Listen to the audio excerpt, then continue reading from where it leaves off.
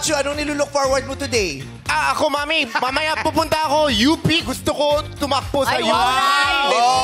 Health. Nahawa ka na sa wellness and fitness journey. Yes. Because Ang health dahil is pa. wealth. Health is wealth. Tama yan. Ano, para lalo kang pumogi. Yes! Oo, kasi pag kinasal ka na, ay nako, mapapagod ka.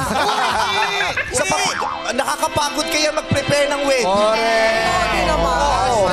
Nakakakarag yan. Di ba? Kailangan malakas ka physically, emotionally, Yes. mentally, spiritually. Marami kang pagsubok na harapin bago ang wedding, di ba? Yes, maraming asikasuhin. Bukod sa inaasikaso, pag malapit na yung wedding mo, may mga tuksong dumarating. Yeah. Ay, ganun. Yes, nagdo-double time ang trabaho ng demonyo. Oh my God! Ayaw kasi ng demonyong may masayang nangyayari. Kaya hindi niya ngaragin yan, papakulit. Alisin ka niya. Dapat malakas ka! Yes, kaya tama yan. Pumunta ka ng UP. Tatakbo ako. Yes.